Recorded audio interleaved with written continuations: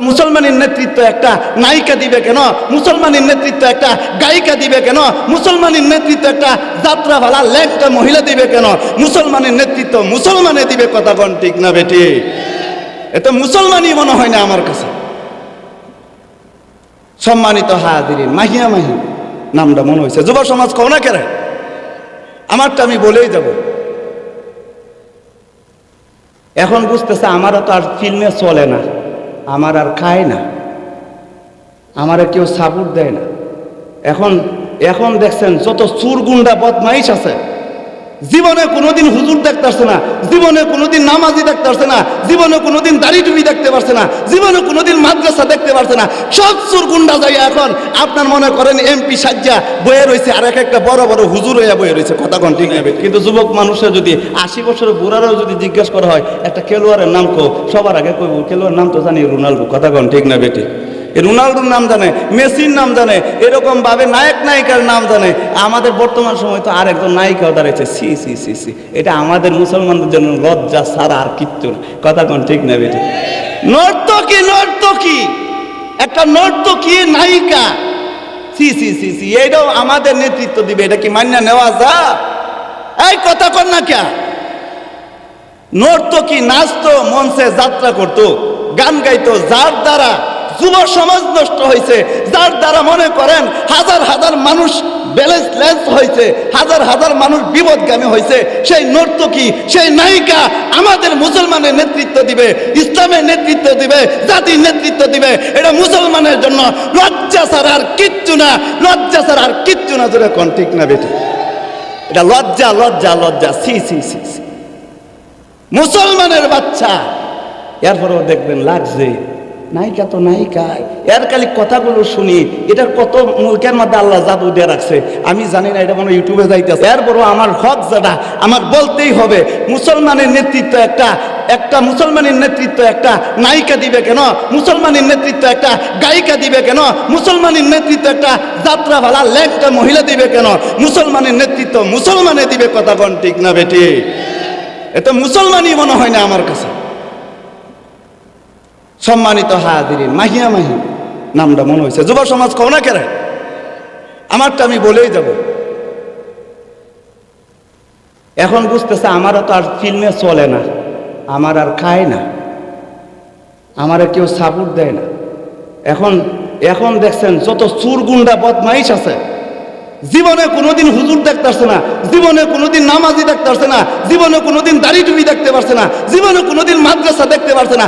সব চুর গুন্ডা যাই এখন আপনার মনে করেন এমপি সাজ্জা বয়ে রয়েছে, আর একটা বড় বড় হুজুর হইয়া বয়ে রয়েছে। কথা কোন ঠিক না বেটি?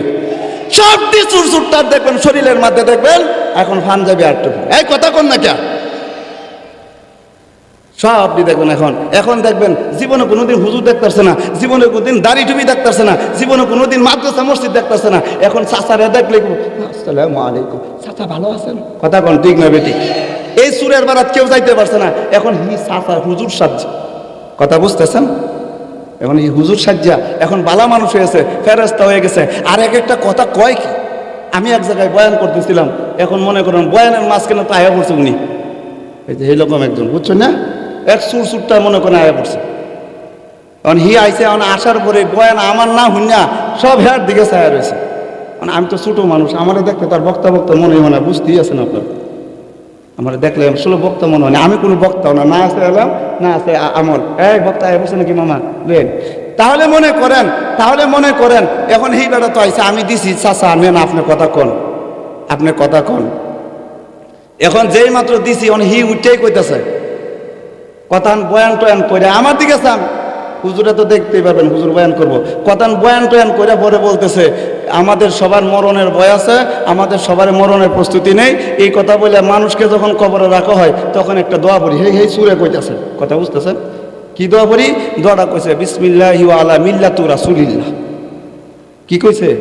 হুজুর যারা হেরা বুঝবো কই ভুলটা করছে। কথা কন ঠিক না বেটি? আমি কইছি তোরই তো দরকার, বিসমিল্লাহি ওয়া আলা মিল্লাতু, তোরই তো দরকার। কথা বুঝতেছেন? বিসমিল্লাহি ওয়া আলা মিল্লাতু না মিল্লাতি, কি কও? বিসমিল্লাহি ওয়া আলা মিল্লাতু রাসূলিল্লাহ। আমি কই তোরই তো দরকার। কথা কন ঠিক না বেটি?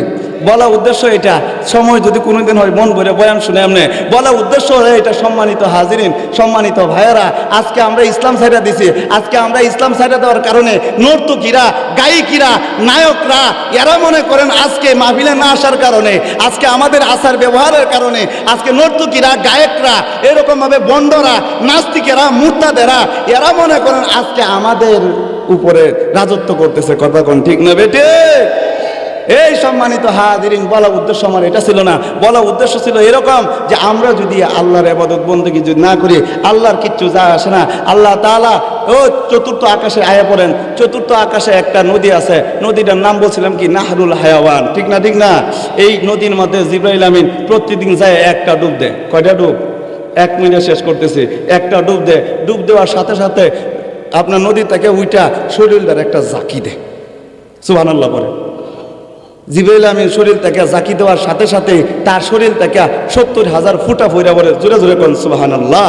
আল্লাহ তাআলা এই 70,000 ফুটা দিয়া আল্লাহ তাআলা 70,000 ফেরেশতা আল্লাহ তাআলা প্রতিদিন বানা, এবং 70,000 ফেরেশতা সপ্তম আকাশে যে বাইতুল মামুর ঘর আছে এই ঘরের তওয়াফ করার। চিৎকার মেরে বলেন সুবহানাল্লাহ। আমি এই কথাটা বলছি তাবরি ইবনে কাসির থেকে, আপনারা যারা পারেন পড়ে দেখবেন। আল্লাহ বলেন সাব্বাহা লিল্লাহি মা ফিস সামাওয়াতি ওয়াল আরদ ওয়া হুয়াল আজিজুল হাকীম।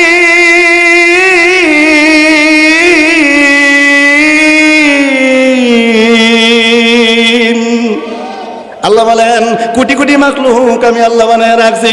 গর্তের পিপিলিকার দিকে তাকায় দেখ, সকাল থেকে সন্ধ্যা পর্যন্ত আমি মালিকের পবিত্রতার ঘোষণা দেয়। সমুদ্রের মাছের দিকে তাকায় দেখ, সকাল থেকে সন্ধ্যা পর্যন্ত আমি মালিকের পবিত্রতার ঘোষণা দেয়। সুতরাং সাপমারির মানুষে, সাপমারির নারী পুরুষে, সাপমারির যুবক মানুষে, তোরা যদি আমি আল্লাহর পবিত্রতার ঘোষণা দেয়া দেশ, সাপমারির মানুষদেরকে আল্লাহ লক্ষ্য করে বলেন তোরা যদি মাহফিলে না আসস, আমার পবিত্রতার যদি ঘোষণা দাস, আমার কিচ্ছু যায় আসে না।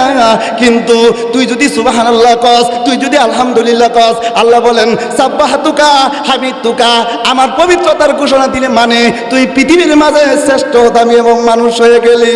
জোরে জোরে কন্যা সুবহানাল্লাহ। আরশে থাকো প্রভু আমরা জমিনে, প্রভু তোমারি প্রেম জমে হৃদয় গহীনে। আমরা তোমারি গোলাম গো অন্য কারো না, আমরা তোমারি গোলাম গো অন্য কারো না। আলিমুল গায়ব তুমি মালিক রব্বানা।